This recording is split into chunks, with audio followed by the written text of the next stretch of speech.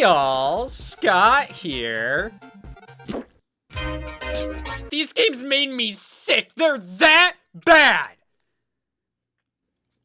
Or maybe I shouldn't lick their discs that much. Video games are the biggest moneymakers in entertainment today. Over 3 billion people play video games, with many genres that failed to reach an audience in previous years, now selling millions of copies with huge dedicated fandoms. We have giant events celebrating the medium, large assortments of merchandise available in any store you can think of, more games releasing every single day than ever before, companies acquiring studios for billions, later shutting down said studios, mass layoffs across the board, launch day disasters, rising prices, anti-consumer practices, and Luigi's Mansion 2 HD. Hey, can you spit on me?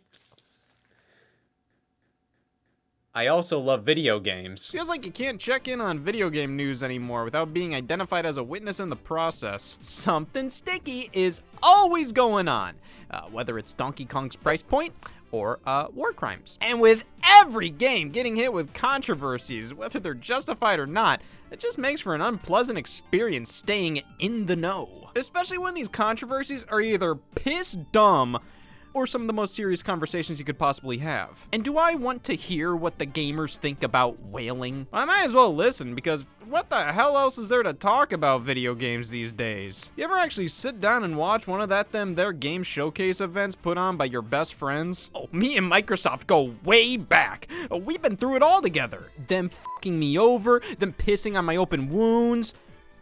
Bing. So I can't wait to see what wonders they have in store for me here.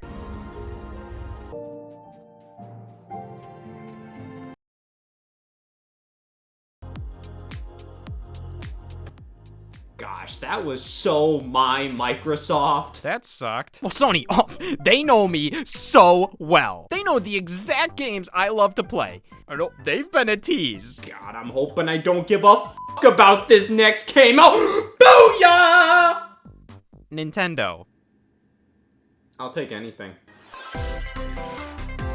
The video game industry has made me cynical as hell, but when it makes so much money, yet it's pumped back into CEO pockets and projects designed to capitalize on trends rather than create genuinely worthwhile experiences, and then when those fail, studios are shut down, developers are laid off, and the higher-ups have no idea why their stupid fucking dumb fucking trend-chasing projects fail after they give themselves a raise for doing nothing, while they're sitting on a graveyard of franchises that customers would vastly prefer seeing again as just normal video games. But no, let's try to make more trash all about wasting your money, your time, and their resources.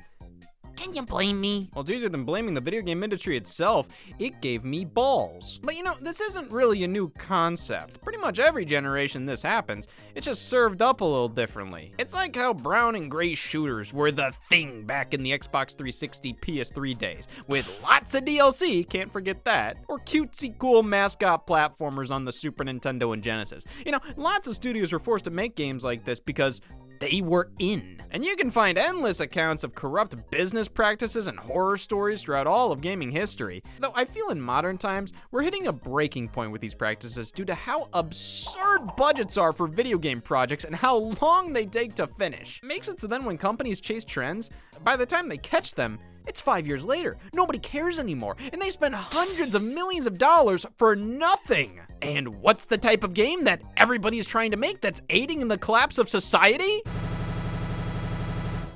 Bad. Live service games. Now, what's that? Bad. Picture this. Your video game never ends. You boot it up and are consistently served new content. It's almost like it's alive. That's really cool. Yeah, I'm gonna be honest with you. The concept of a live service game is honestly incredible. Your game no longer has a definitive end. It evolves over time. New content added regularly, frequent updates, a community of players experiencing this all together. That sounds awesome! Might be because I haven't cleaned my ears in a while. But hey, it's almost like I never have to buy another video game ever again. If the one I'm playing never ends, what's the point? I play Dota too. Alright, well let's take a look at a successful live service game to see what the hell is going on here. This is Fortnite, and this is my credibility. Damn it, it's gone! Listen, let's be real here. As much as it's easy to clown around on Fortnite because I've seen a 12-year-old say it's cool, I think we're being incredibly disingenuous to downplay how insane of an accomplishment this project is. Alright, so it's a free download, and booting it up, like, this is a game platform and a game platform. You got regular Fortnite, Lego Fortnite, Fortnite Festival, Rocket Racing, plus these community creations, all for free. And they're constantly shaking up the core experience with changes to the map, or hell, a flat-out brand new one replacing the old, character skins in collaboration with some of the biggest IPs out there. I can play Weezer on the menu. Can you do any of this in WarioWare Move It? So then why the hell do I own this? I don't know how many games have been this ambitious, delivered upon that ambition, while being free to play, with basically all in-game purchases being completely superfluous. Only things you gotta pay for are the Weezer and the sort. This game is truly free to play. And with the amount of content available, constant updates, and a huge community of players, it feels like you're genuinely a part of something massive when you play this. Now, I don't mean to give off Someone please tell Fortnite to f me sort of vibes, though, hey, this is the live service game. But things weren't always like this. Fortnite launched in 2017 as a video game. It was initially an early access release you had to pay money for, focused on this mode right here, Save the World. Basically a paid online co-op survival, not free game that cost money where you spent cash to fight off zombies for $40. It wasn't free. Nobody played it. But later on, they launched this free Battle Royale spin-off, which became Fortnite's main claim to fame. And this was built upon considerably over, well, the coming months, weeks, days. They were updating this thing constantly. And not only were they introducing new features, they were rewarding players for tuning in all day, every day. Limited time events, cosmetics, items, some that were genuinely a blink and you miss it moment. And to get some of this junk, you had to play a lot. And you couldn't just put it off, because if you did, the rewards you may be working towards wouldn't be available anymore. Things would happen within the game's world, like a meteor popping up, this rift. It spread word of mouth, like, damn, you gotta check in on Fortnite to see what's going on. They really cultivated something special here, building upon this consistently from day one for years, to the point where I don't really think anybody can beat them. Yet they're still losing money in all this. Obviously, paying developers to keep developing a game compared to a one-and-done project is a fair bit more expensive, but damn, look at Fortnite. Look how much money you can make from doing something like this. That's what every game company is saying nowadays. And hey, you gotta spend money to make money. Look at Fortnite. That made billions of dollars, so sure, you can invest hundreds of millions into this live service game project because people obviously love live service games. Look at Fortnite. So it'll make that money back and then some, because look at Fortnite. You know, just look at Fortnite. The video game industry is run by people who know nothing about their products. They just look at numbers and make decisions based on that. Oh, Overwatch has over 50 million players, while our game, I'm Cheap to Make and Begging for a Sequel, has only sold 5 million units? That's probably because it's not like Overwatch. Listen, I understand the need to experiment with what's wildly successful. I'm not saying these companies shouldn't attempt live service projects. I'm saying they stink at it. But it's totally worth it to risk it all in a game that's designed from the get-go to cash in on what's popular, to attempt to appeal to an audience that'll never care about you, rather than use that money to make titles that your fan base actually wants. Look! Footage of somebody who agrees with this sentiment. Hi, I'm a horrible person. I don't bathe. I smell. I murder for immense pleasure. I stink. So what exactly is a live service game? Is it just something with consistent updates and in-game purchases? If so, I got some bad news. Well, for me, I'd say it's much like a Denny's. I can't describe one, but I know it when I see it. Found it. Let's start with the main menu. A foot-long tab up top, all for me to explore with the shoulder buttons. Oh my god, this game must have so much content if it has tabs, much like how I must have so many interests. Okay, so we have the store where I can finally get this shit out of my pants. The battle pass. Oh boy, what's that? They're lucky these pants got 2 pockets. Oh, and then there's the cosmetics tab, which lets us customize our character with all kinds of stuff we buy from the store. Thank God for cargos. Oh, my character's standing right there next to all different kinds of advertisements for better characters. Look at all these events going on. It's like I'm actually doing something. How do I do anything? No, seriously, look at these menus. They're so bloated with a million options, and they use the tiniest buttons and fonts imaginable. Sometimes they'll play a video featuring all the crap in the latest update. Feels like the screen on a slot machine. But for all this junk they're pushing into my face, there must be a huge experience behind all this. I mean, why else would they let me spend hundreds of dollars on cosmetics if the game I use them in isn't worth a damn? Let's enter a match!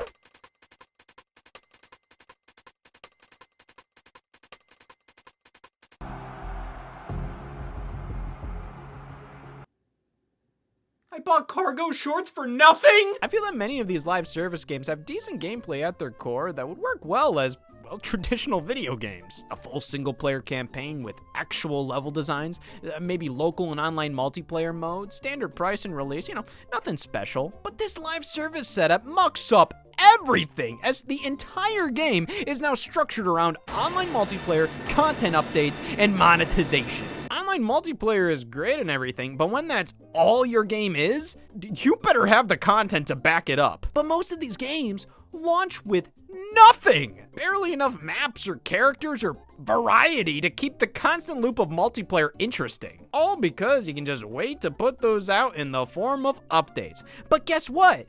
That's hard, especially when after you launch your live service game, many of the developers are gonna be too busy maintaining everything and fixing issues, plus the higher ups wanna see revenue spikes as soon as possible, so it's easier to fart out some cosmetics for obscene prices, all while the substantial content takes longer than expected to finish. And you gotta strike while the iron is hot, particularly when that iron is piss cold to begin with. Cold like piss. My kidneys are shutting down. You really gotta be on it to update these games as quickly as possible to maintain interest. I can't tell you how many games launch with nothing, and it takes like 2 months to get any updates of value. And the core gameplay being fine isn't good enough. You design your game with all this garbage, expecting players to keep coming back day in and day out, spending all this money on useless junk just to express themselves, and the best you can say about your game is that it's fine? Listen, I play loads of fine games that don't have all this nonsense, make these many promises, ask me to tune in and play them every single day. So if you're gonna do this, actually do it. But nobody understands what goes into supporting these games until they're actually out. Feels like these things are made for somebody who's missing something in their life. Like seriously, let me ask, why do you think your game is worth investing so much time and money into when there's all these other games doing the same thing but better? It doesn't matter, because the investors and CEOs are looking at the handful of live service game successes and going, well damn, that's what the people want. Another Overwatch, Sea of Thieves, Fall Guys, Destiny. Now here's what the people actually want. Kill me. What the hell is this? Skull and Bones? Head and f***s? This bozo costs $70, and that's the cheapest version. And for what? Well, Ubisoft claims it's because Skull and Bones, it ain't just a game, it's 4 of them. A quadruple A title, implying this is a blockbuster release of a quality that no other video game has dare ever reached, in which players will have the look of childlike whimsy and joy on their face at what's in store for them. Look at me. Quadruple A? What does the 4th A stand for? Anybody? This game was announced at E3 2017. It released in 2024. And there's nothing wrong with that. This game. After being revealed as the spiritual successor to the fan-favorite Assassin's Creed 4 Black Flag, the project underwent many changes throughout the years until we settled on this. A lot can happen in 7 years. You can delay your game 6 times, spend $200 million on it, receive funding from Singapore, and be contractually obligated to release the game and not cancel it. Oh, and you can make it to 2nd grade now. Ubisoft made this a live service game because they don't care. I genuinely think they crossed their fingers that some weird would end up liking this game and would spend a ton of their money on it, which would potentially net them some cash in a freak accident sort of way. Because how could anybody think this would be enjoyed in any way? This game is directionless. There's nothing worth a damn in the whole package. You sail the seas, naval battle, find some treasures. Sail the seas, naval battle, find some treasures. Sail the seas, naval battle, find some treasures. Sail the seas, naval battle, find some treasures. Sail the seas, naval battle, find some treasures. Sail the seas, naval battle, find some treasures. Holy add a talking dog or something. I don't know, mix it up! A core design element of live service games is a very obvious gameplay loop. They're designed to keep their hooks into you so you keep coming back. So many of them are pretty repetitive. But various elements help subside that repetition. Leveling up, new abilities, upgrades, collecting more and more loot, well-designed large maps, substantial content being introduced consistently, and you know what? Bless its heart, Skull and Bones does a few of these things. Shame it isn't fun to begin with. For such a big experience, it feels so hollow. Yes, there is depth. If you really want to dig into this game, I'm sure you could. But for me personally, after playing a few hours, I just don't see it. This game is boring, uninspired slop. There's barely any story, no interesting characters. For a quadruple A game, I don't think it looks good. Characters are soulless husks with stiff animation. Oh, the opening cinematic and title screen look thrown together on a budget, and you have the gall to release this at full price with this giant in-game store filled to the brim with overpriced trash costumes? This costs $10. You know what else costs $10? This. Here you go. But hey, maybe this live service game just isn't for me. You know, I do have different tastes from a Skull and Bones enjoyer. I don't like Skull and Bones. It's okay, you know, Skull and Bones folks call for Skull and Bones strokes. Maybe I'm more into regular strokes. I smell burnt toast! It's Square Enix's Foam Stars, a multiplayer game all about gunking up the environment with all kinds of messy color. Now, I know what you're thinking. Bitch, this is Crayola Scoot. Free on PlayStation consoles, a 4v4 online shooter that rips off every last element of Splatoon except the Metacritic score. Doesn't really feel like they had some great idea here. Like, they must have been told, make a Splatoon-like game. Just make the ink... I don't care.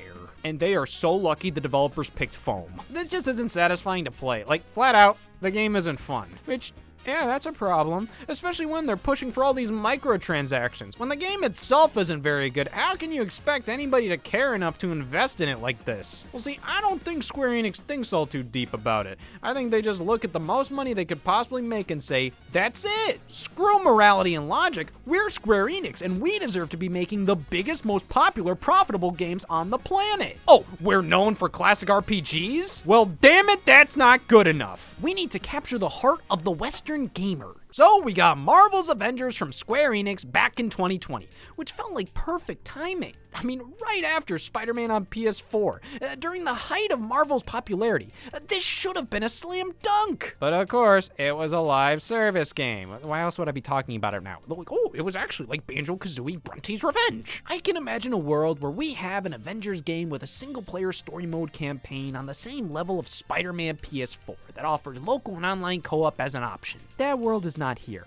Our world is the one with Golden Corral. The Avengers game we got is an online-only repetitive slog so focused around hooking a bunch of sad saps on its gameplay loop to ensure they squeeze some cash out of them as they're chemically addicted at this point that just comes off as desperate and greedy. Like, this wasn't done because it made sense for Avengers. They just wanted to make the most money theoretically possible. But this backfired tremendously. This game doesn't feel designed around being a live service. It feels like they wanted to make a traditional video game, then had to restructure it halfway through. Just 3 years later, they stopped supporting Avengers and removed it from digital storefronts. Was it worth it? Well, if the end goal was to waste nearly a decade of development and $300 million, they f***ed it up. They wasted $200 million. Here we have Babylon's Fall, also published by Square Enix and developed by Platinum Games, announced at E3 2018, hot off the heels of the success both companies had with Nier Automata. Man, that game was damn good, and Square Enix is working with the developer again for a brand new project. Oh, god damn it! Babylon's Fall was envisioned as if Nier Automata never ended. That sounds horrible! You know what made a game like this so beloved? It ended. You had a complete experience, finally crafted to be a video game you'd play, set down, and go, well damn, I went through that. One of Automata's most iconic elements was its multiple endings. You're meant to finish the game, look back at it, and go, damn. So how do you do that, but forever? You make it slow, barely involve any story, keep it incredibly generic, and tone down everything that made Nier Automata memorable and enjoyable so you can design the gameplay around quantity and not quality. See, I got this book here, and it'll last me forever. Just check how many pages it has. Nothing good lasts forever, which is why Babylon's Fall was meant to. And it couldn't even do that. Platinum Games invested in a new studio focused entirely on live service games. They bet big on this, and for it to come out the way it did says more about the game industry's cynical perspective on live service titles than anything. Like, you don't care. You just think, oh, well, this is what we need to do to make it big around here. And it just shocks me with how much time, money, and manpower is needed to pour into these projects, how they come out so damn raw. Why does this game look and run like ass? This is a PS5 game, and it looks like a Nintendo Switch version of a PS5 game. Babylon's Fall felt so cheap, cobbled together, and generic, like it was churned out by a machine. So why would you ever think this is where I'd want to spend the rest of eternity? Well, why do I keep going back to the hee-haw slot machine at the local casino? Because that pays out. Hey, quality don't mean a damn thing as long as somebody's miserable enough to play your game. So if Babylon's Fall can just stick it out for a bit longer, give it some more time, maybe with some update. 6 signatures. Babylon's Fall was taken offline in record time, right before its first birthday. And since most live service games are dependent on an internet connection, even if you aren't playing online multiplayer, it doesn't matter. The servers are down. Babylon's Fall is no longer playable. That had to be one of the most impressive uses of fucking up I've ever seen.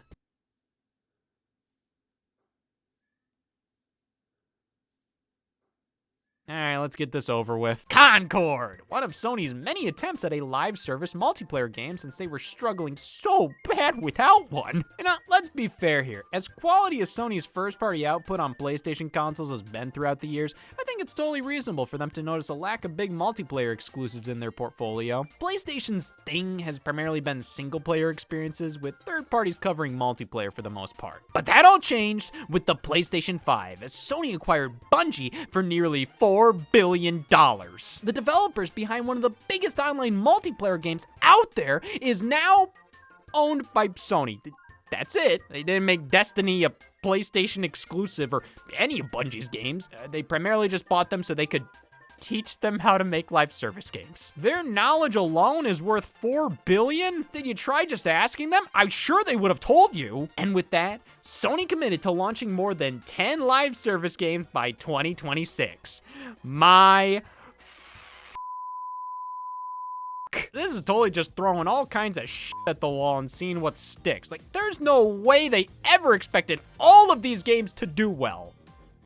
Well, for some reason, Sony expected this one of the lot to do wonders. Concord, announced via a 50-second teaser during the PlayStation Showcase in 2023. This was their last game announcement before closing things out with extended gameplay of Spider-Man 2.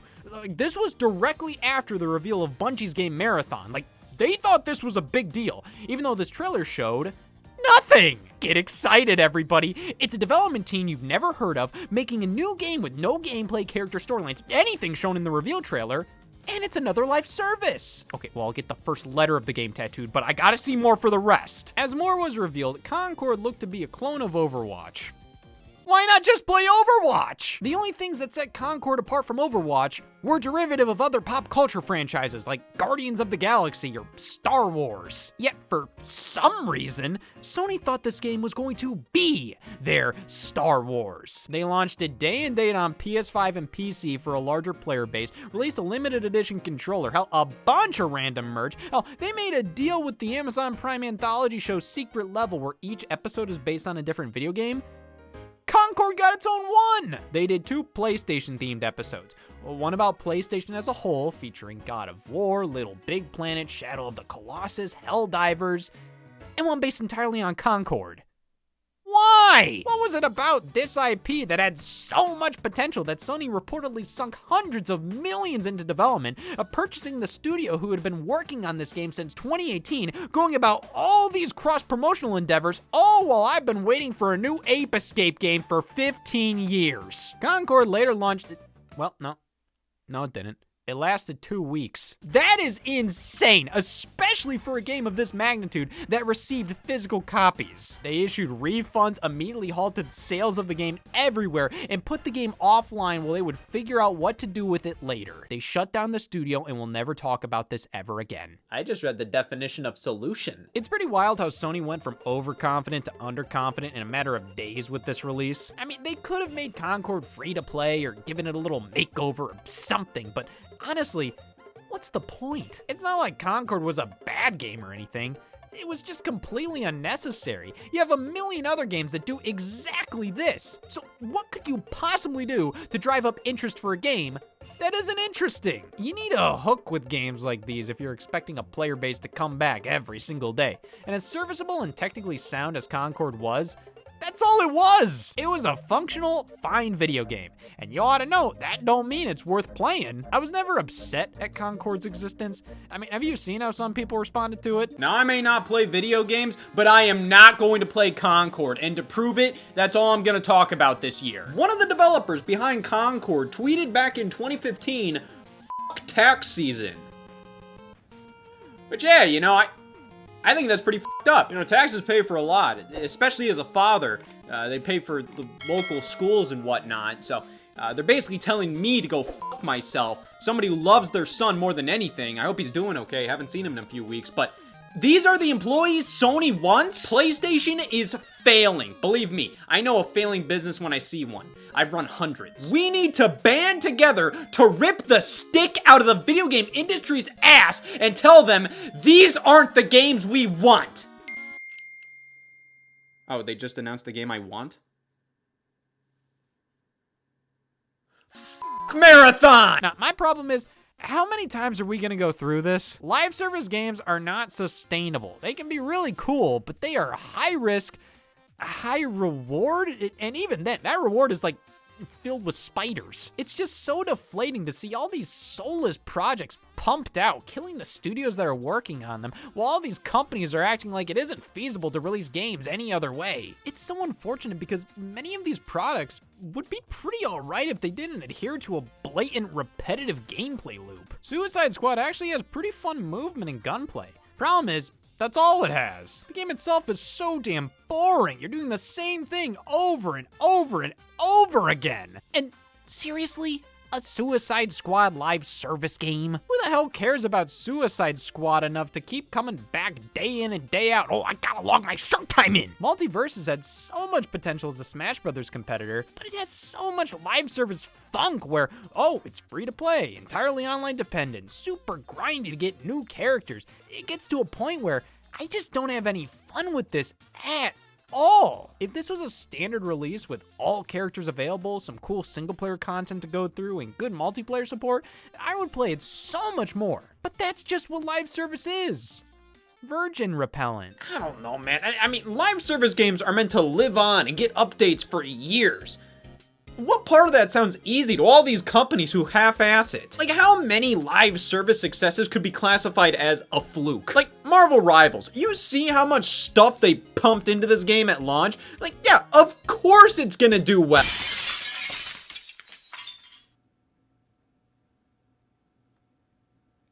The hee-haw slot machine would never.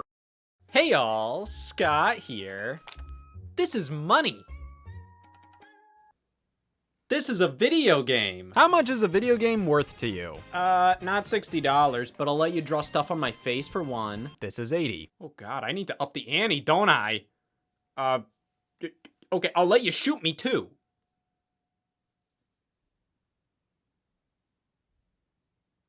The price of video games has always been a hot debate, primarily because these are wants, not needs. That I say, why is my blood type Luigi's Mansion 2 HD? Hey, there's lots of ways to entertain yourself at affordable prices, hell, even free. What makes you so special? Well, funnily enough, looking throughout gaming history, we can see these prices aren't anything new. They're a bargain. $70 for NBA Hang Time on Super Nintendo. $75 for Mortal Kombat Trilogy on Nintendo 64. $100 for Virtual Racing on Sega Genesis. The question here isn't, are these games worth it? The question is, are you worth them? But see, there's gotta be a method to the madness. Why video games are priced the way they are. Cause something like this don't just happen on accident. Oh, Butterfingers. I've always seen big boy console games hovering around a $50 to $80 price point. 50 being the standard during the 6th generation, 60 during the 7th and 8th, and 70 and 80 during the 9th.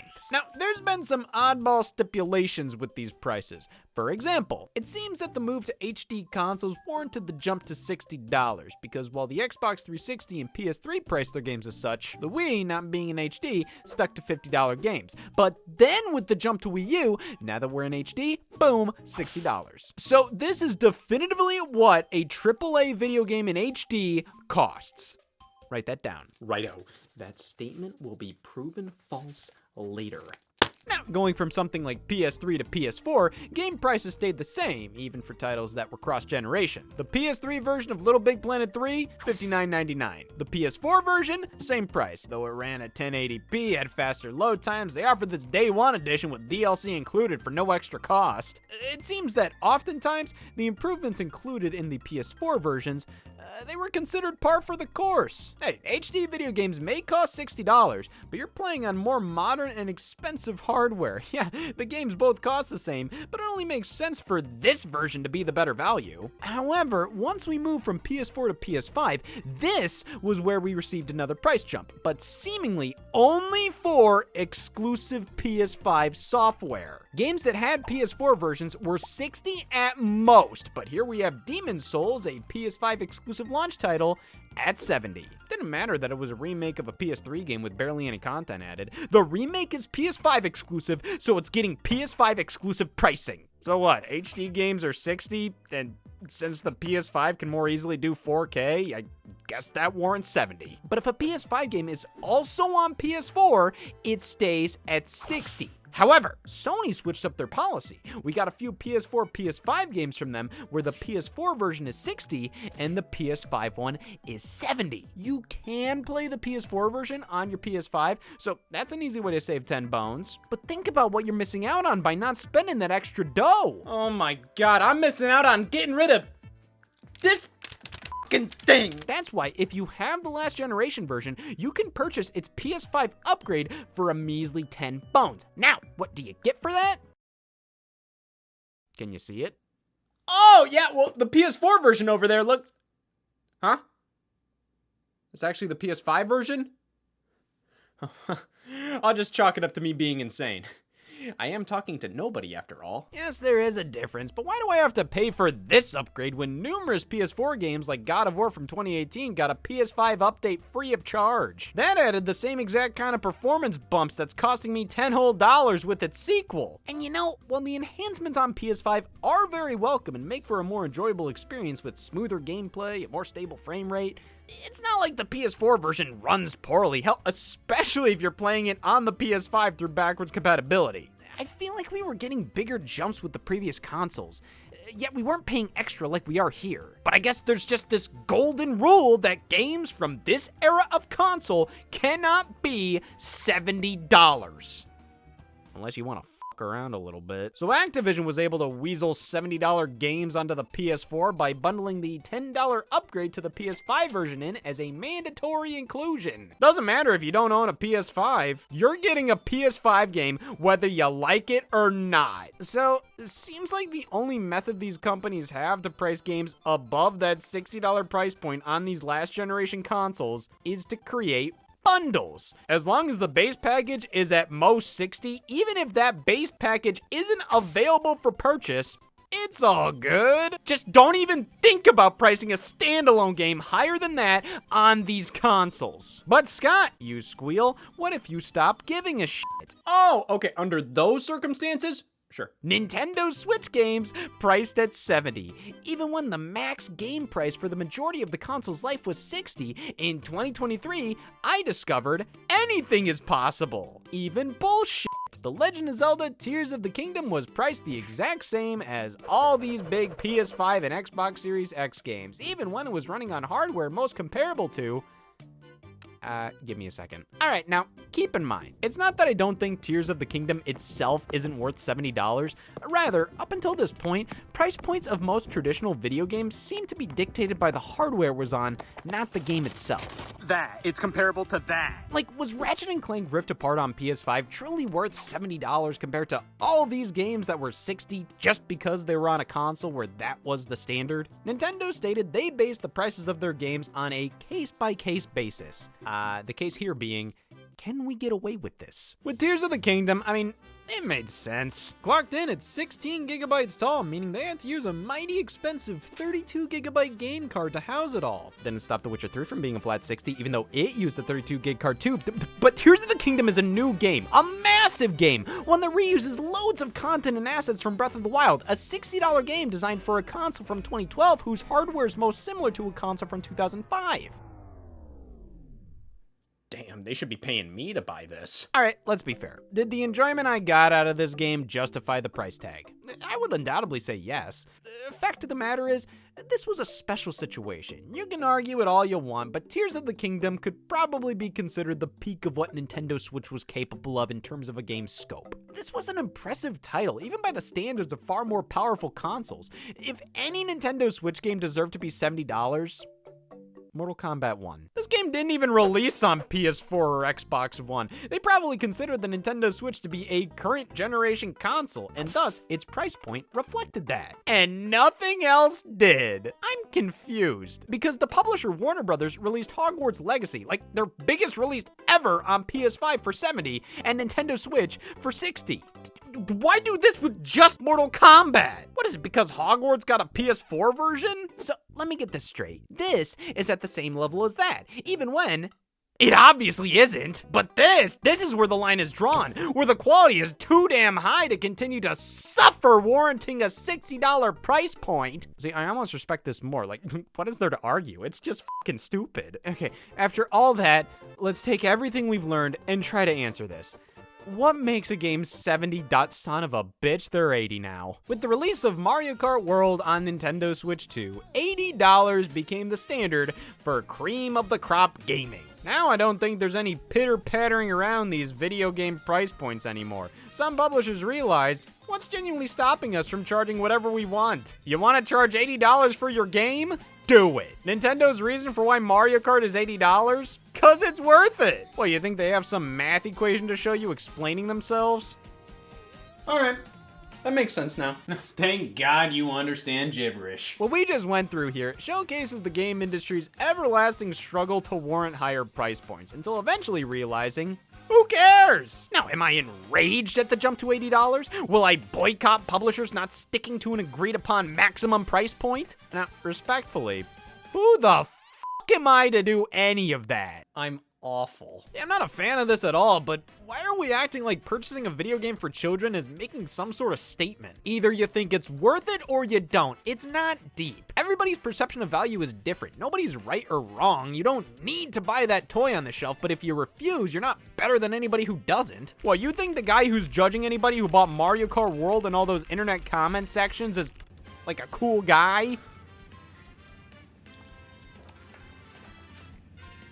Damn, Golden Grams are stickier than they were last week. What, so I bet if I look at all the crap you buy, it'll all check out. Everything will make perfect financial sense. Now, does that mean you're off the hook if you defend Nintendo's pricing here?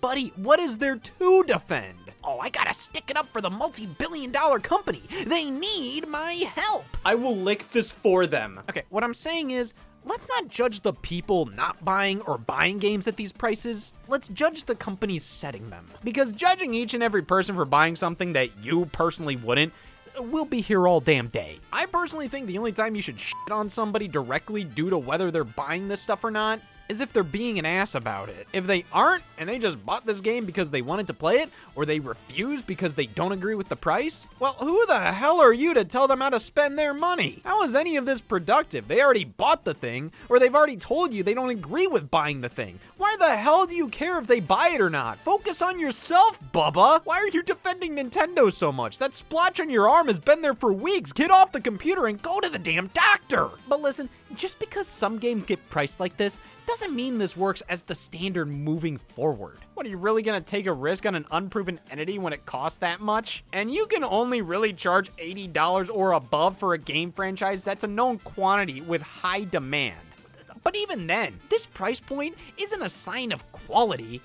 It's more so a sign of greed. Like, they can do this, so they will do this. For example, Microsoft attempted the move to $80 games with The Outer Worlds 2, citing market conditions and rising development costs, only to go, just kidding, months later. So you acted like this price tag was 100% necessary, and when nobody was buying it, you cited market conditions again and went back to $70 games, which mind you, many already feel is too high. This just tells me these higher price points aren't as necessary as these companies would like you to believe. But I think what's most annoying is, on top of all these price increases, many of these games are more monetized than ever before. More microtransactions, loot boxes, advertisements, doing dear god anything but paying the actual developers of these games more, all being printed on a physical video game that don't include a damn thing on the disc. Modern gaming. Yeah, prices keep going up, and oftentimes there's no particular reason for that happening other than the desire to make more money. Which we can't blame them for that. Everybody wants to make more money. How else would I be able to do what I love most? And of course, the economy. Oh, that son of a bitch, he ruins everything. My dad lost his job, my aunt's house has been foreclosed, my cousin's been psychologically tormented by all these money issues, and Mario Kart World is $80? Jesus, just why can't we live in the era of gaming where all of this wasn't an issue, when it was about the games, man? Not leaving the sink on at Target. Cashier sold me this game for $80. This'll teach him. Yes, games have always been expensive, but they've never been this bad. Right?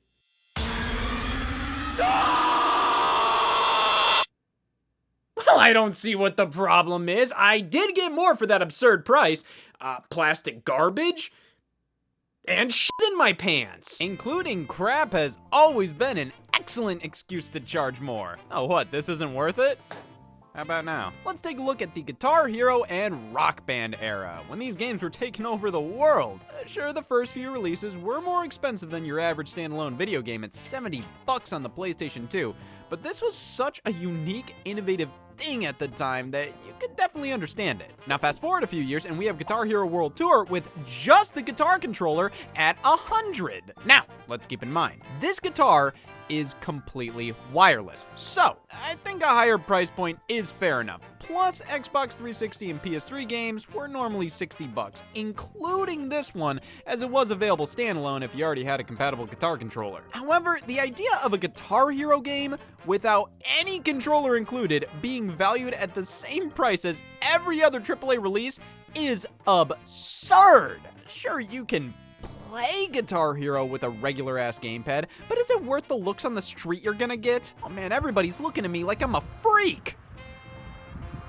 Damn controller! Well, hey, at least the Wii release was $50 standalone, but the guitar bundle was still $100, and on Wii, the guitar was fully powered by your Wii remote. Now listen, I'm not gonna try and act like I know how this stuff works. I am gonna try and act like I know how to bitch about it. Shouldn't this be cheaper to produce if the Wii remote's doing all the heavy lifting here? I mean, the Xbox 360 guitar has to function on its own. This is siphoning all the wireless capabilities and power from the controller, on top of the game itself being less expensive on its own. But hey, at this point, you might as well go all in on the full-blown bundle with the microphone and drum set at $190. I mean, at nearly double the price of the guitar kit, I can't in good conscience do this.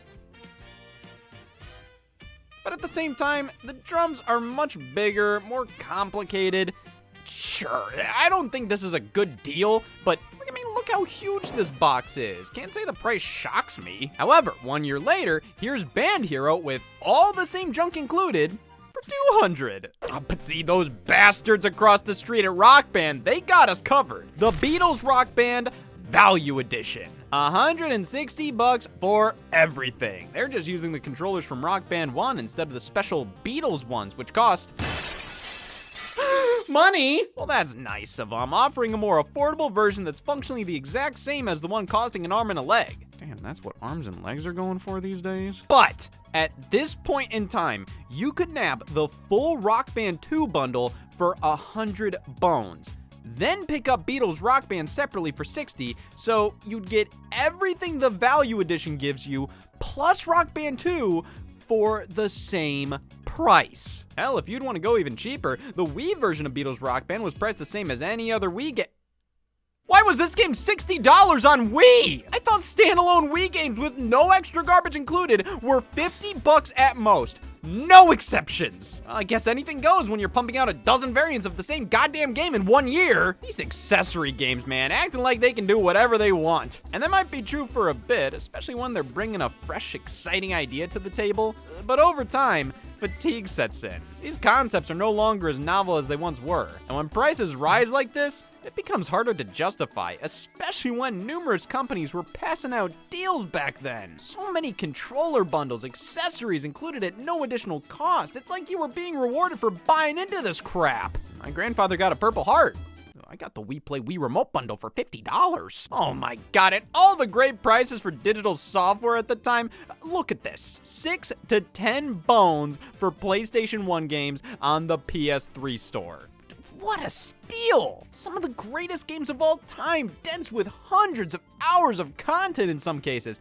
Same goes for all the Stone Cold classics on the Wii Shop channel. I mean, NES games were all only $5 a pop.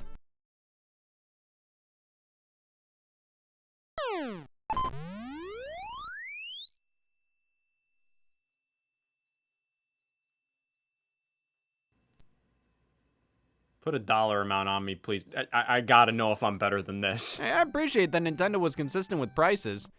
Might have been a little too consistent. Well, actually, some games were more expensive if they were never released in your country. But there's an import tax on a digital file? If anything, they should charge less. They don't even translate anything. Okay, well, what about old games over on the Xbox 360's digital store? Well, Microsoft ran a service called Game Room, a virtual arcade where you could buy tons of classic games for $3 a pop. Man, that's the cheapest yet. Check this out. I paid $3 for Activision's legendary Venetian Blinds.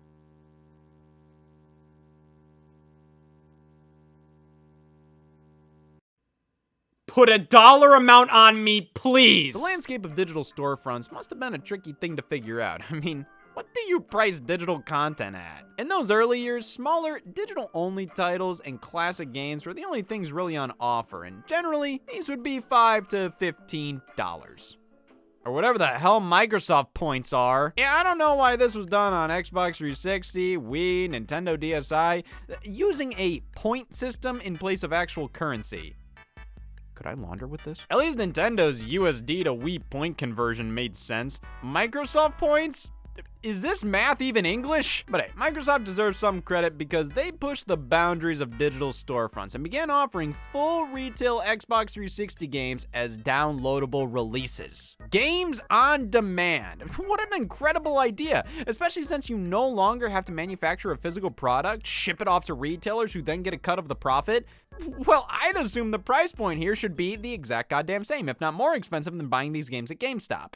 Well, aren't I not disappointed? This initiated the age-old question. Shouldn't digital games be cheaper? I mean, sure, these days you see a ton of digital sales going on, but when they ain't, games are often just flat out MSRP. And this was even worse back in the day. Sales weren't as common, and the 360 games available on demand were usually older releases that you could pick up for dirt cheap physically, but on the digital store, they were like $30. I remember PlayStation Vita games were generally quite a bit less expensive digitally, but for the most part, that was an anomaly. It seems that most don't want to lessen the value of their game just because it's digital. I mean, to these companies, there's functionally no difference between these two products other than this one costs you more to produce, so theoretically, you could raise the price of this, but then the retailers you're selling it at are gonna be pissed you're driving customers away from them, and you can't just tell them to go themselves because where the hell else are you gonna buy your game console? And if the standard with digital games was for them to be, say, $10 cheaper, well then that is the actual value of your product right there.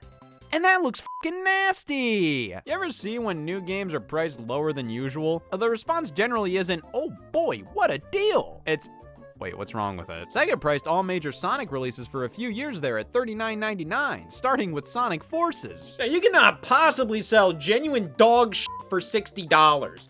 Especially when the market value is $40. Sega did this due to the Sonic franchise being a bit down in the dumps at the time. So how else do you get people back in your corner? Well, sell them mediocre products priced accordingly. Oh, well, as long as it's not charging me $60, you can do whatever you want to me, Sega. Well, eventually, with the release of Sonic Frontiers, they swapped things over to $60 to showcase how Sonic games were high-quality AAA experiences worthy of the investment.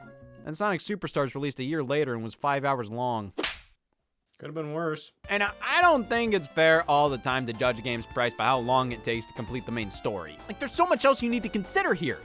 The economy? That piece of shit. He's making my Sonic games suck. I mean, look back at the 90s when everything was more affordable. You got Sonic and Knuckles on the Sega Genesis for $60.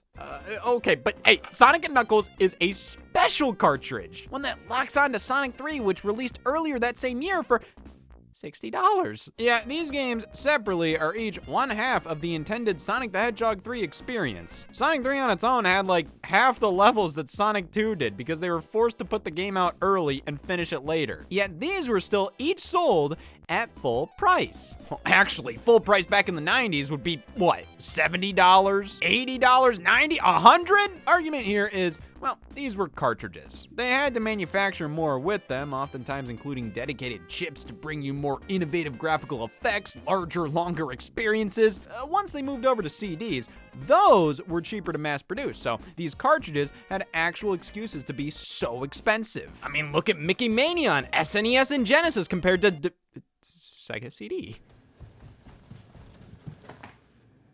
Where were you at the boycott? To be fair, on average, games on CDs were less expensive than cartridges, but the difference in price isn't that drastic. We're talking $5 to $10 off, or hell, sometimes there's no price difference. But hey, if cartridges cost this much, I'd take any discount I could get. Now, keep in mind, games like Phantasy Star 4, Shining Force 2, Final Fantasy 3, these were some of the biggest gaming experiences at the time of their release. You couldn't really get a Meteor package in 1994 if you tried, so higher price points make sense. But do highest price points make sense? And let's not forget about inflation. Listen, I'm not gonna act like I understand much economically, but I can do a mean Googling of inflation. Inflation is a funny little bugger because many use it to instantly prove, well, actually, as you can see, we're getting bargains these days. They were selling games for $200 in today's cash. Yeah, that's true, but man, $70 is still an awful lot of money for a piece of entertainment these days. Just because this was the value of $1 back then doesn't mean it entirely makes sense for games to be that price now. They were figuring junk out in the 90s. Video games were still a fairly new technology, and eventually, this general price point was considered the standard, what people are willing to pay. Increasing it raises questions. It's the same thing for all these other entertainment mediums. The Back to the Future trilogy on VHS was $56 back in '93. That's $125 these days. What, you think 3 movies on Blu-ray is worth that much? My point is, nobody would genuinely look at a $200 game and say, well, the value of $1 is ever changing, so this is the natural price point of a video game in the current year. I can't claim to fully understand how much was too much back in the 90s, but I can claim to have heard a bunch of 40-year-olds yap about it. It seems that while everybody knew games were piss expensive back then, Why is this expensive? it was more accepted than it is today because everything felt a bit more justified. I mean, even if they were overcharging for Phantasy Star 4, you can bring up a bunch of reasons why it was so expensive. Mario Galaxy 1+2 on Switch being $70? There's no reason for that other than Nintendo just valuing those experiences at that price. And as time goes on, we're seeing less and less actual deals because, well, these companies don't have as much to prove anymore. Video games are now the leading form of entertainment. This is where people spend most of their money to have a good time. So an extra controller, that used to be something you had to be convinced to buy via bundles. Now, they're like, we know you're gonna buy this eventually. We don't need to give you nothing. Boom! $90. Just to get greatest hits, platinum hits, player's choice releases of some of the best games at reduced prices. Normally $20 a pop. Now, nobody wants to undervalue their franchises. They don't want to put their games on sale unless they absolutely have to, because everybody wants their content to be seen as the best of the best. Cheap is seen as bad. The Horizon Zero Dawn Remastered is getting released at $50? Well, now we gotta take the $20 PS4 version on digital stores and double it to $40 because we need to maintain consistent brand value. And listen, I can't believe I'm mourning the lack of player's choice. I don't like the man I've become, and that's what money does to you. But as piss ugly as this is, Why is this ugly? you can definitely suck it up when you see the price. 20 bones for some of the best games on their respective platforms. Absolutely incredible. But I guess games at that low price just aren't possible these days. Oh. So these guys are just assholes then. Listen, video games have always been some of the pricier forms of entertainment, and we can find an endless supply of stupid-ass price points throughout history to point at and go, see? Things have always sucked! But I think a big difference between rising prices then and now is how enough never feels like enough anymore. Prices of games aren't just high, now we're begging you to pay for the DLC, microtransactions, a subscription to play online multiplayer, subscriptions for the game itself, subscriptions in the game itself, the deluxe edition, the special edition console, which is more expensive than the standard one and doesn't include the game, extra accessories, the previous game in the series, which is still full price, the collector's edition, which doesn't include a physical copy of the game. Comes with a case for it, though. And, oh, wait, you're not buying into all this? Oh, Jesus Christ, it must be those damn developers of ours! Very rarely do I see something I consider a good deal these days. Something's either at a price point I deem fair enough, or it's absolutely overpriced. Now, I still buy a lot of stuff I think is overpriced because I have no shame. But while I'm willing to do that sometimes, it becomes harder and harder to justify as the value just isn't there with a lot of these high prices. Back then, when a game was up there in price, there was more often than not an excuse for it.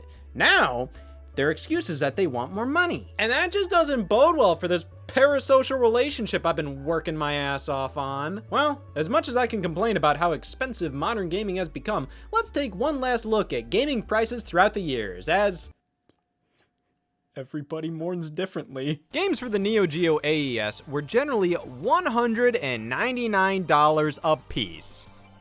Same price as a Super Nintendo. Here's the thing, these games were considered arcade perfect, which was everything you could possibly ask for back then. The arcade was where you saw the latest and greatest in graphics. Then you'd go, well, damn, I gotta get this for my home console.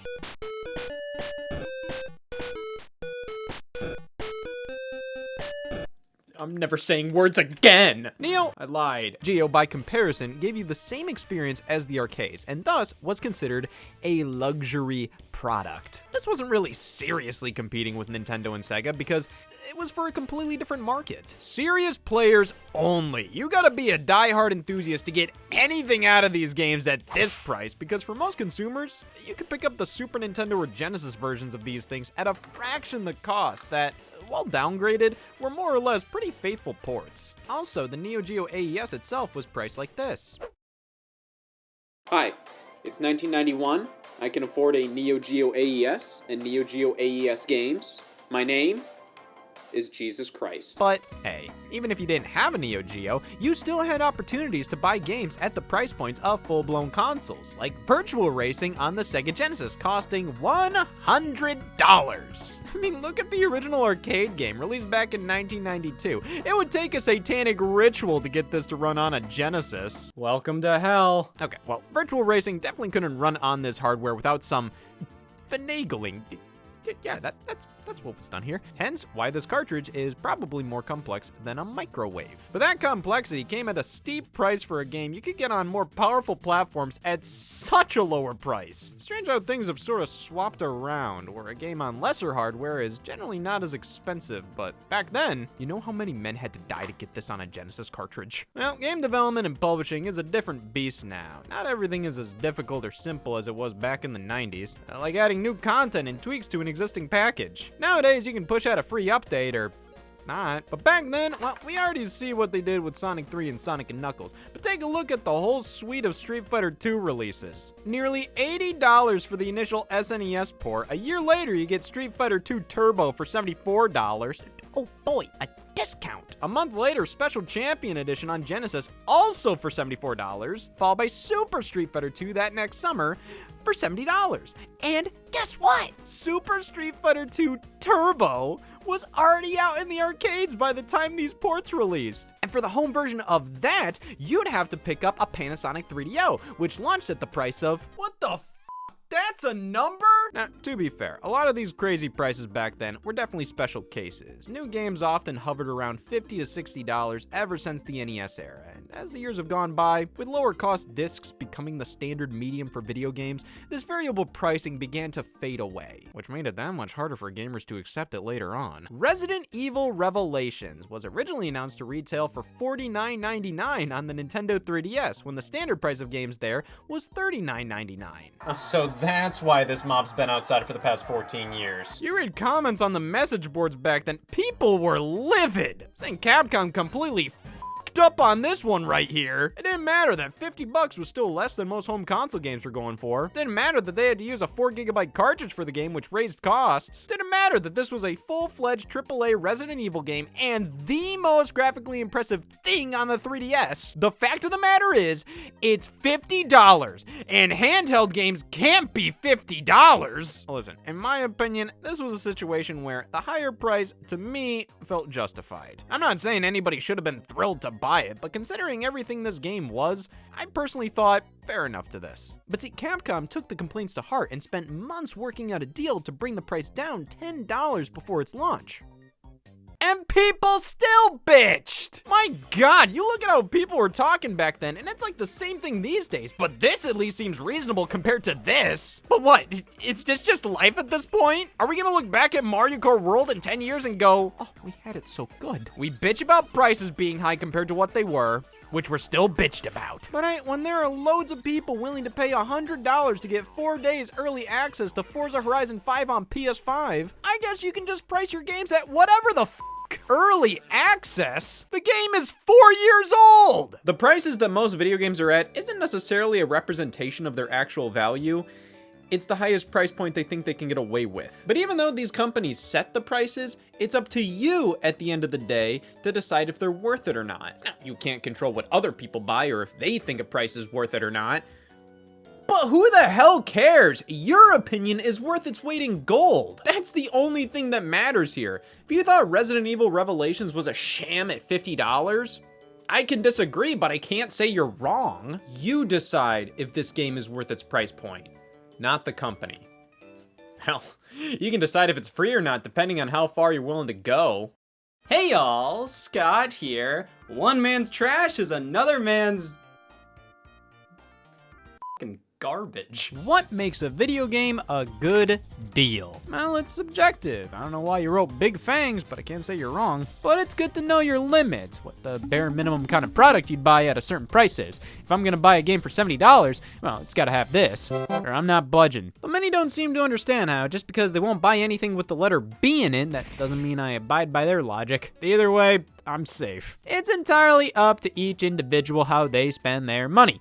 If you want to buy The Last of Us Part 1 on PlayStation 5, yeah, I mean, there's worse ways to spend $70. Here, take my money. So then what do I consider good deals and bad deals in gaming? Well, to truly understand, we need examples, and if we don't get examples, we'll make examples.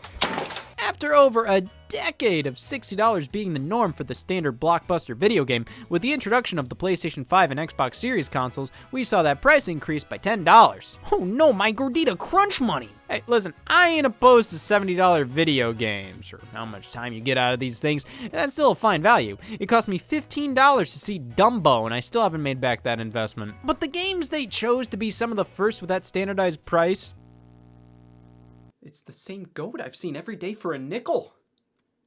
I'll give him 9,000 today. you'd expect games like Forza Horizon 5, Resident Evil Village, Guardians of the Galaxy, Elden Ring to maybe be $70, but no. Demon's Souls, a remake of a PlayStation 3 game from 2009 that launched at $60, a part of the same lineup of games from the same developer as Elden Ring, which retailed at $60.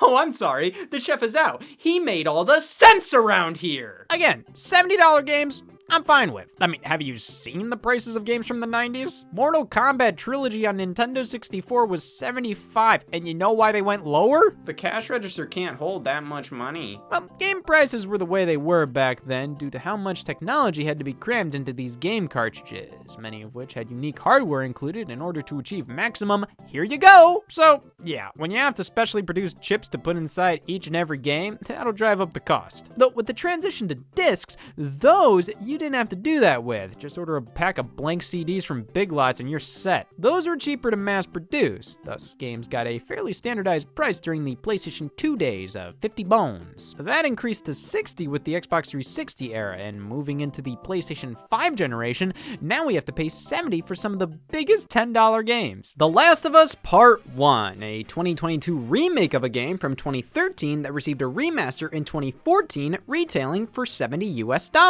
Why is this so expensive? Because the toxins released spending $70 are far healthier than burning it. This is what I'd consider to be a bad deal in gaming, all right? Let's just use this chart here to compare all releases of The Last of Us. In 2013, you got the initial release for $60, considered Game of the Year by millions, one of the best stories told in all of gaming alongside incredibly tightly designed gameplay. And that's just the single player campaign. You got multiplayer as well, plus a downloadable single player prequel for an extra $15. The original 2013 release was well worth it in every sense of the word, if you say it really fast. But with the title releasing within the final year of the PlayStation 3's life before the PlayStation 4 took over, those who didn't already have the console weren't super willing to invest in one. Thus, 1 year later, The Last of Us Remastered for PlayStation 4 launched for $50. Improved visuals, frame rate, the DLC is included in the package, free of charge. Plus, there's a new photo mode, features utilizing the PlayStation 4 controller. This isn't the most exciting remaster, but it was a necessary one, giving the PlayStation 4 user base the chance to play one of the greatest games of all time in the most definitive way possible at a discounted price that would continue to drop over time. 8 years later. This game better look like Satan's worst nightmare.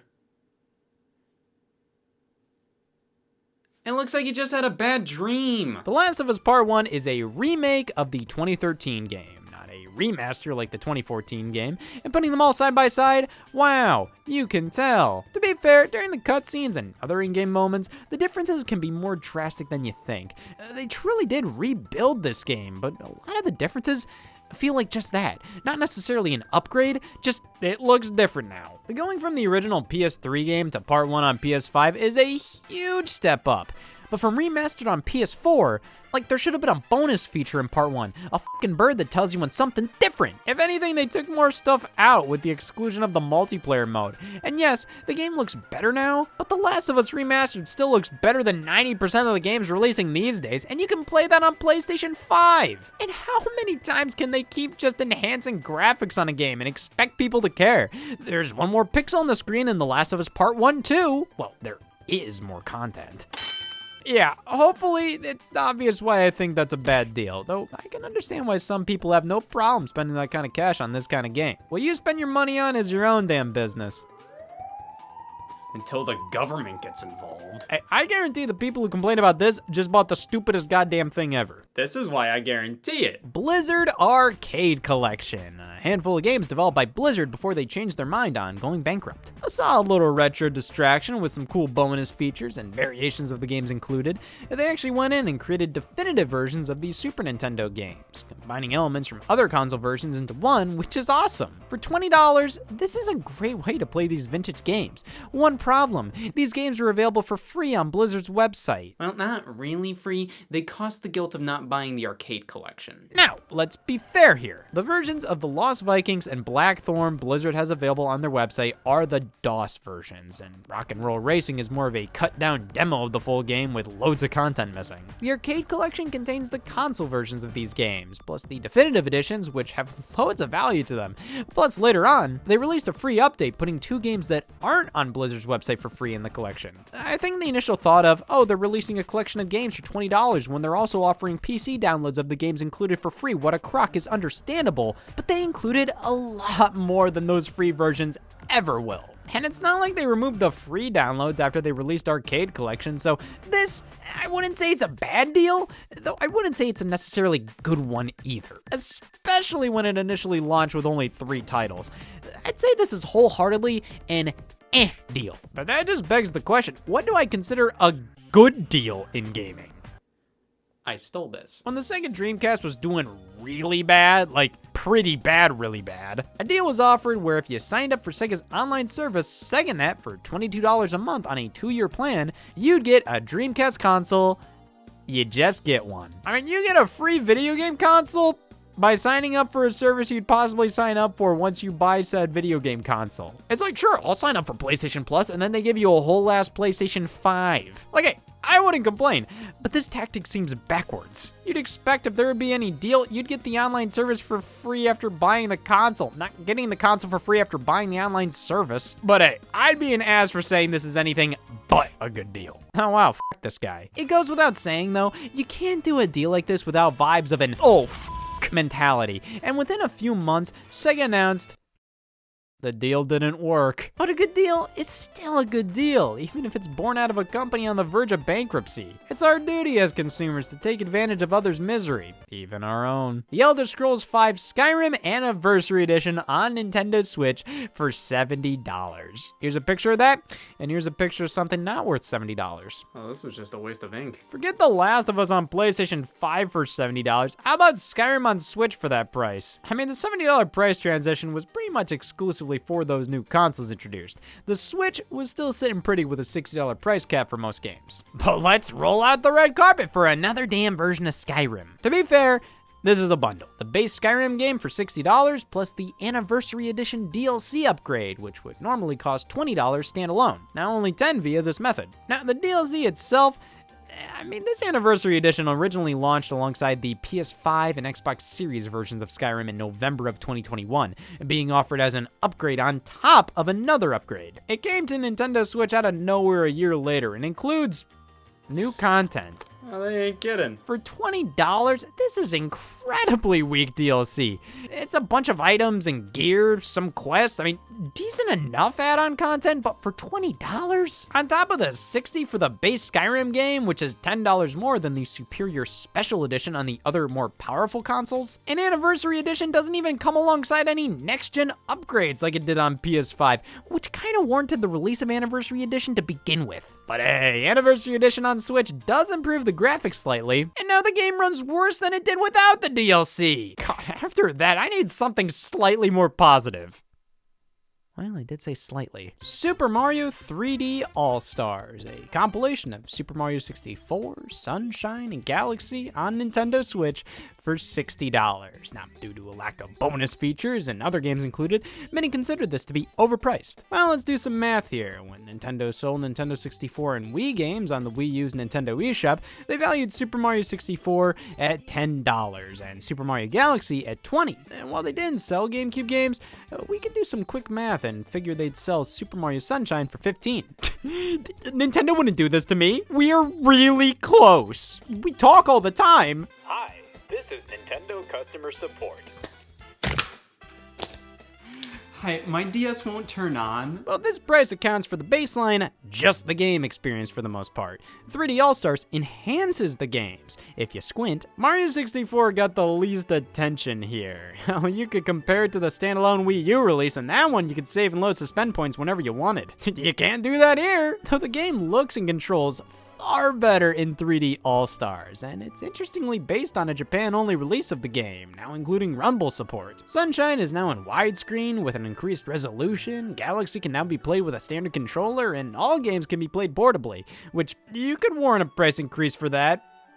On paper. That's not a feature of the game, that's a feature of the Nintendo Switch. If you list portability as a feature of a Switch game, what are you doing? The Xbox version of this game is more expensive because it has the feature of using an Xbox controller to play it. The bonus content is pitiful in this collection. Basically just the soundtracks of the 3 games, a feature that was included because no thought had to be put into it. At the end of the day, considering everything that's been included and the enhancements to each game, the value of this collection to me is around $50 to $55, which when it retailed for $60, I don't really think that's anything to freak out about. If you're somebody who refuses to pay a couple bucks more than what you think the imaginary value of a product is, you're probably fucking awesome. Which means you would love Gears of War Ultimate Edition on Xbox One, a $40 remaster of Gears of War on Xbox 360. I only have $5. But I just found out taking out a loan is free! For a series with 4 entries on the same console, you'd expect to see a Gears of War collection for that price. Just remastering the first game feels like something's missing here. Well, lucky us, Microsoft included the Xbox 360 versions of all these titles for free, playable on Xbox One, even the first game. Oh man, I always wanted to play that! I mean, Gears of War Ultimate Edition is a good remaster, though with how readily available the first game was and how the other games weren't initially included, I'd say this was originally an deal. Though after they ran this promotion, it became a damn good one. It only lasted from August 2015 to December 2015, but hey, if you have a problem with that, take it up with the passage of time. Ha, wanna hear another bad deal in gaming? Mass Effect 3 Special Edition for Wii U. Why did I buy this? Because it's special.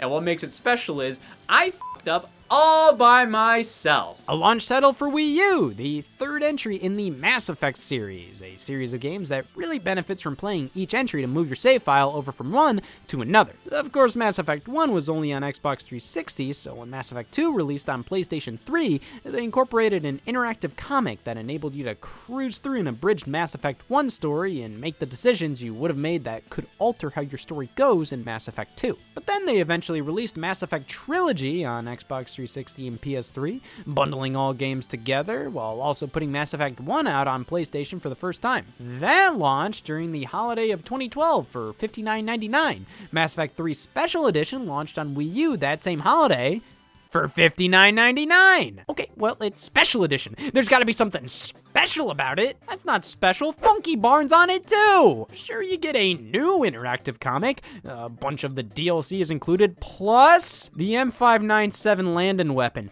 It's only in the Wii U version. You know what else is only in the Wii U version?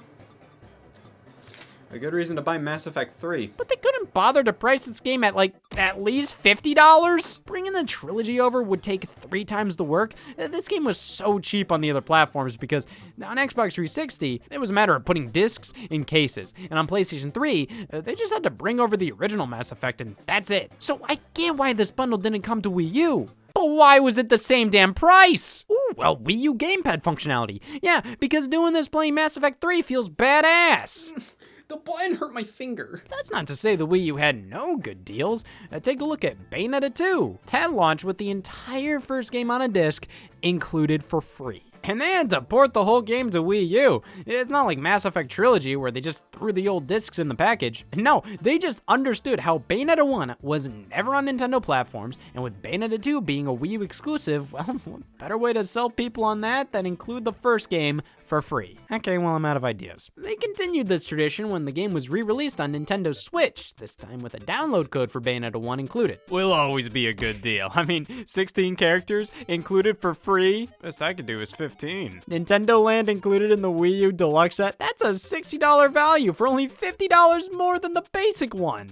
Getting one of 4 free games with Mario Kart 8 around launch, the titles like Captain Toad Treasure Tracker, Kirby and the Rainbow Curse, Yoshi's Woolly World, and Donkey Kong Country Tropical Freeze all retailing for less than $60? Nintendo was handing out some pretty solid deals during this generation. But then, it happened.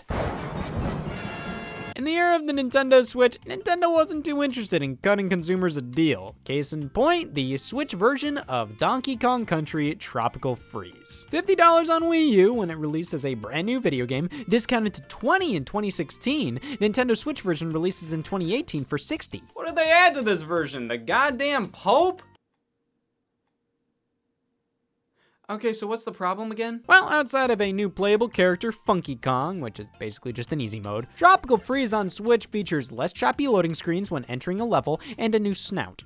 $60! They should charge monthly for this! Tropical Freeze is truly one of the greatest games of all time. The Nintendo Switch version is the best out there. And in a vacuum, it's worth $60. There is $60 worth of an experience here, but when it launched at $50 and was discounted to $20, and then this version comes out at $60 with barely anything new added, I'm sorry. It feels like these companies try to lure you in with a good deal, then eventually just rip everything from you because they already got you. PlayStation Plus and Xbox Live Gold. You'd sign up for these to play online multiplayer, but as a bonus, you'd get free games every month. For $60 a year, most people are okay with that for online multiplayer alone. Adding a handful of free games on top of that? That's just icing on the cake. The cake is nails. Yeah, that price for online multiplayer alone is a bit much, which is why all these incentives are being thrown in to keep customers happy. Like removing the need for an Xbox Live Gold subscription to access Netflix on Xbox consoles.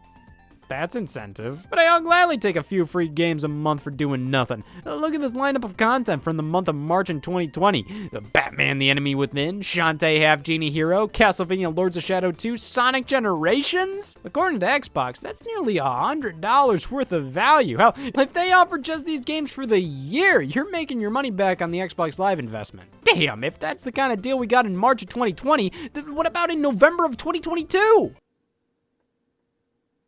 Thank you? It's really hard to complain considering you're paying for online multiplayer and the games are a bonus, but what the hell is this? Obviously, a service like Xbox Game Pass is where a lot of the real value lies. I mean, access to hundreds of games for a monthly price. I'm not specifying because it depends on where you sign up for the service. Buy a ton of Pop-Tarts, it's free. But that's what it comes down to. Do you value what the product is giving enough to warrant paying what they're asking for?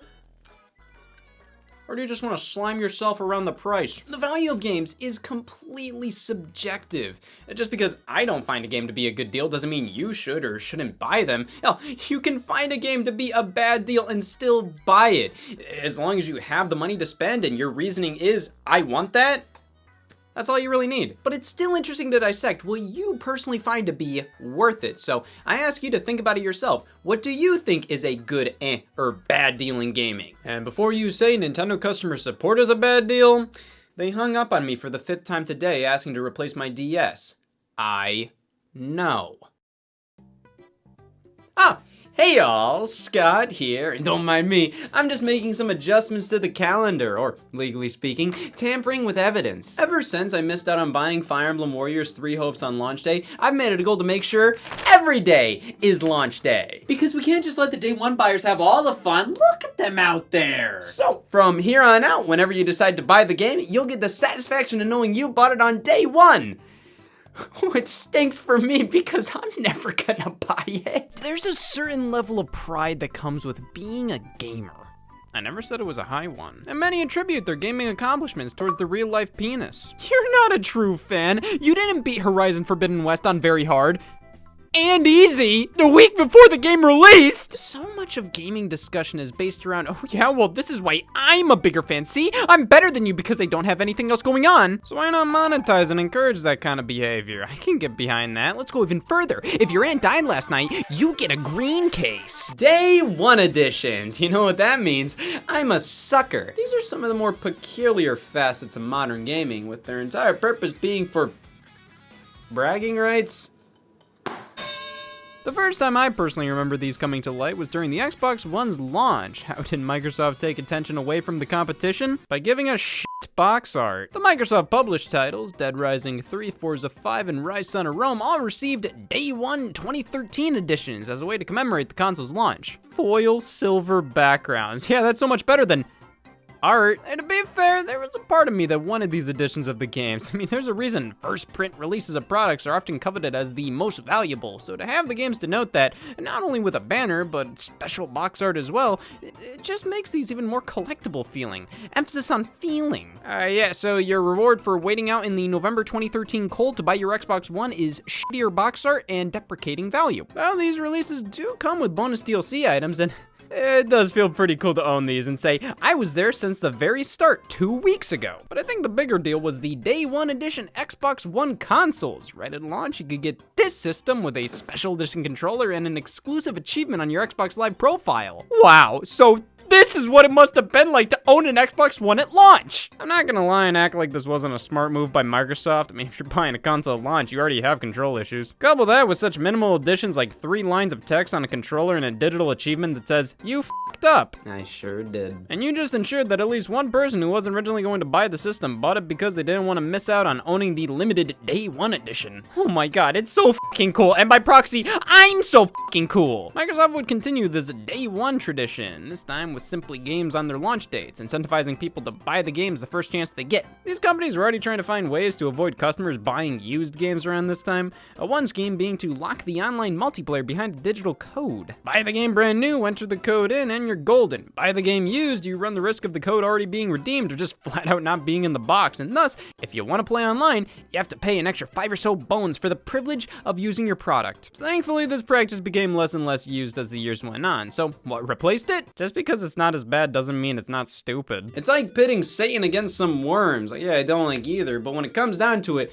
one is truly fucking despicable, and the other is just the Prince of Darkness. Day 1 editions are just kind of weird to me. They're everywhere, and most big name titles these days has something akin to it, and it's just a trend I find interesting. So, let's dissect the method to the madness and see if any of these Day 1 editions are worth being early to the party for. I'm a true fan. Before we dive into these, I have one major question. When does the term Day 1 edition or Launch edition become obsolete? Spider-Man Miles Morales has been out for years at this point, and basically the only version I ever see for sale on PlayStation 5 is the Launch edition. And the Ultimate Launch edition. Oh man, is my cock big or too big? Hell, a game like Shantae Half Genie Hero released on Nintendo Switch with a special Day 1 edition, a year after the Nintendo Switch version launched. Half a year after Day 1. So let's just say this title means the first print of the game, not necessarily specifically Day 1, though that would be something if this title actually meant something. I feel like it would instill a much greater connection between the customer and the game if this variant was truly only available on launch day. Instead, these copies flood stores for sometimes years. Now, obviously, printing a copy of the game that's only available on one day isn't practical, but hey, they call these launch editions for a reason. They want to dig their claws into your emotions. When you look at your copy of Ratchet & Clank and it says launch edition, they want you to say, I was there. That creates incentive for you to buy your next game at launch, and the next game, and the next game. This whole thing is just a mind game. Well, if we're being emotionally manipulated, might as well see what's in it for us. I love you. You look less fat today. Most launch editions come with a few bonus DLC items, nothing crazy. Costumes, cars, weapons, you name it. Anything that's cool, but superfluous enough to be a giveaway incentive. Listen, they love us, but not enough to like us. It's always some of the most whatever DLC imaginable. Like Ratchet & Clank Rift Apart's launch edition just gives you a weapon and armor set early. Like, you can still get them in the game through natural progression, but because you bought the game first, you don't have to work for them. I love this game so much, I'm willing to buy it at launch so then I can automatically get items so I don't have to play it as much. This is tough because I want to criticize this launch bonus for being stupid, but it's not locking content behind a paywall for anybody, which makes this very commendable.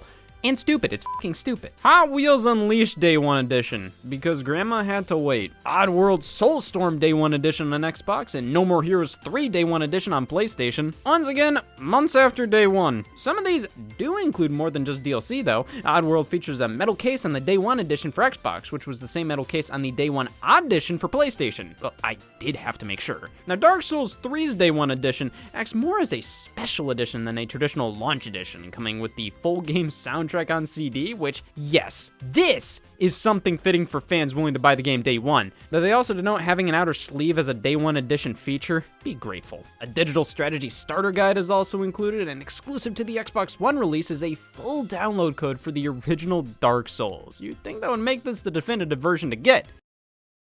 19 sold? Very cool release here. If all launch editions were like this, I'd see absolutely nothing to complain about, but thankfully, we live in reality. The launch edition of Sonic Colors Ultimate. Now, why is this box so thick? Why do include the Baby Sonic keychain from the Sonic the Hedgehog live-action movie in 2020, of course? You sure there isn't a Dark Souls 3 soundtrack in here? What does this have to do with Sonic Colors? This belongs with the Sonic movies Blu-ray, not some completely unrelated remaster of a Wii game from 2010. This was obviously thrown in to get rid rid of excess stock from promotions for the film while trying to make the game more enticing on release day, it was a win-win for Sega, and a loss in terms of space on my shelf. This is one of the most obnoxiously large game boxes I own considering what comes in it. Yes, a keychain?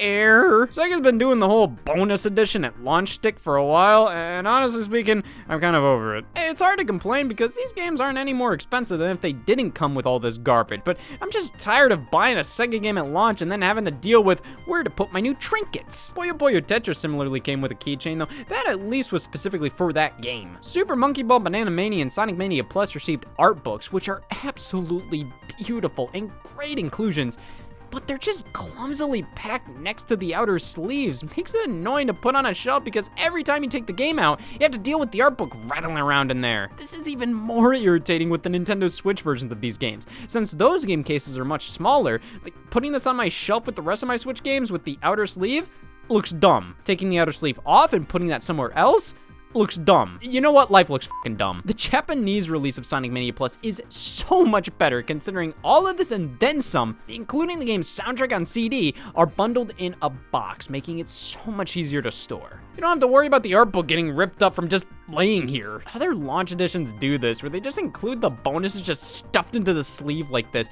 It's just irritating to me. Like, you can't have designed these materials just be, like, that smaller. I just want this junk included in the game case itself, not like this. I have to deal with it every time I pull the game out this way. Which is why Sega should take notes from Sega. Valkyria Chronicles 4 Launch Edition comes with a controller skin. Easy addition, kinda cute bonus, doesn't add any girth to the package, perfect. And it's included right alongside your other launch bonus, the Japanese voices. Why is this a launch bonus? This is just something that should be in the game automatically. Imagine if they locked Spanish subtitles behind pre-orders. The Sonic Forces bonus edition should have given you the ability to use the left button on the menu. This one was very similar to Valkyria Chronicles, controller skin and DLC add-ons, so the latter was relegated to just custom character costumes, and honestly, that's just what most launch editions offer. It's an easy and painless way to incentivize you to buy at launch, so these can often be in addition to various other SKUs of the product on day one. Persona 5 Royal had the regular edition, then the launch edition, which included a steelbook and a theme for your PS4. I don't need a launch edition for that. Then the Phantom Thieves edition, including everything from the launch edition plus more,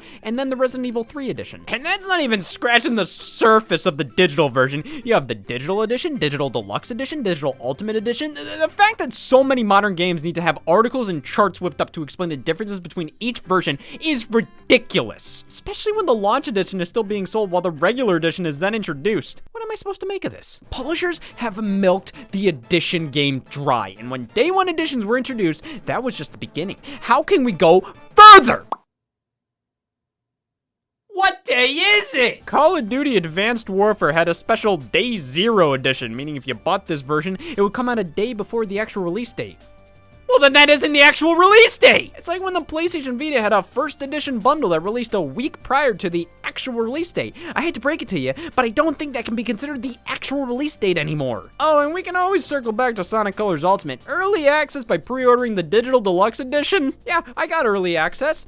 11 years ago! Day one editions, launch editions. They're tactics by these companies to get you in at the very start. At pay full price, help them achieve record-breaking numbers in that quarter while having to deal with the growing pains of playing a game at launch with all the bugs and glitches that come with. Proceed to pay for all the DLC and expansions that come later down the line, all for the game to end up rotting in the bargain bin for $20 while a complete all-in-one edition releases with all the bugs and glitches fixed and all the paid DLC included for free. But damn it, it's worth it. I'm not saying these things are bad or anything. I just think it's interesting how common they've become and how little I think it all matters. The fact I can walk into Best Buy months and months and months after Horizon Forbidden West launched and still buy the launch edition, which the only difference between that and the standard edition is a little bit of text at the top and a free DLC costume, I feel like the purpose of a launch edition is kind of lost at that point. So, what are you gonna do? Are you gonna let some video game company push you around and tell you when to buy your games? Because where I'm from, every day is Fire Emblem Warriors 3 Hopes launch day. And I don't sleep because of it. Hey y'all, Scott here. I'm a gamer.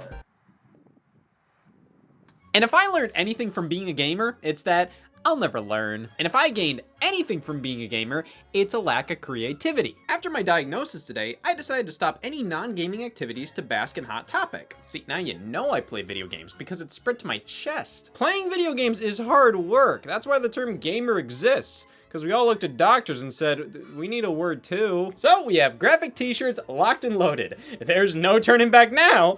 I should dye my hair. I'm thinking Xbox Blue. Now that everybody can tell I play Donkey Kong, I'm ready for some new equipment. So I got these headphones. The cat ears distract you from my misery. Here's a new keyboard. You know, gamers type resignation letters too. This one has all kinds of colors involved. I should dye my hair. You know, the longer I game and the gamer I game, the more I realize, this isn't a game! I need to start taking things seriously!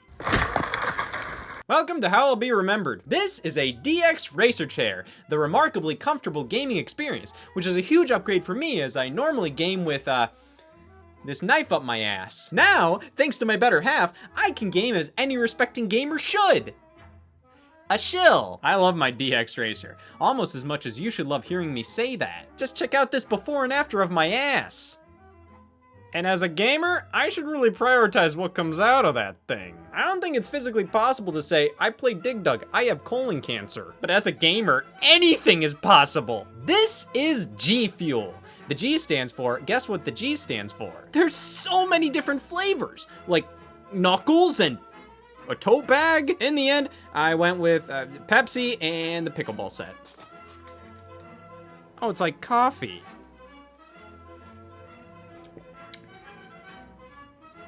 Oh, you gotta put it in a liquid. I chose milk. And with that,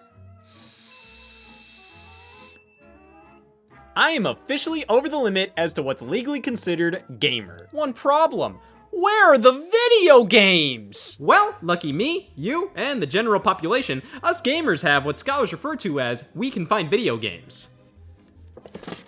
This is League of Legends, the world's biggest escort. I forgot to finish the P. Esports are a big deal. I mean, it's all I care about, which is why I haven't treated this wound in months. I've gone to every match, I get season tickets every year. You'd be hard pressed to find somebody who has an esports poster as much as I do. Now, I've noticed that professional gamers are never playing single player console games. It's always the free to play PC stuff, streamed to an audience of number. Which is why I've created a twitch.tv account. Now all I need to do is nail gamer lingo. Let's play League of Legends. So, wow, that was enough for my internet stardom to blossom into cult leadership. Look at all my new fans, they'll defend anything I do. Watch! This has opened up a world of possibilities for me as a gamer. Like getting my very own controversies. I didn't know it was a slur, I just thought it was an insult. But I can also start collaborating with other streamers, such as Vinaigrette, Gigafink, Redacted, Big Stinky, Stinky, Redacted, and Squump. I am horrified and technically disgusted by the actions of Squump. I will never play Minecraft with him again. Now that I've made apologies and they seem sincere, companies can sleep well at night working with me. Opera GX, the web browser for gamers. Now all I need is a laundromat. I love how this browser is designed specifically for my needs. My needs being spyware. Look at this, I have all these quick tabs on the side to access vital info, like my network speeds and the latest Twitch streams. I can multitask like never before, which is great because us gamers don't have time to manually switch apps. Just look at my scheduled t-shirt. While I read my latest summons, I can tune into the latest Gigafink streams. No, never mind! I noticed many fellow gamers are sponsored by Opera GX, much like how many are sponsored by G Fuel. That was my own way of saying that was pretty fucking good. And sure, much like how Opera GX has privacy issues, G Fuel may cause cancer. Never say us gamers don't suffer, especially when we get paid to do so. We don't ask for much, just RGB lighting and... Nope, that's it. I never said gamers couldn't be lonely. I said they couldn't do anything about it. So let that loneliness fuel your gamer instincts! I may have nobody, but I can play a mean Luigi's Mansion 3. And hey, I found a great workaround. If I ever get lonely, I'll just keep myself company by buying myself another computer monitor. This is great! I can game on one screen while having a couple dozen more!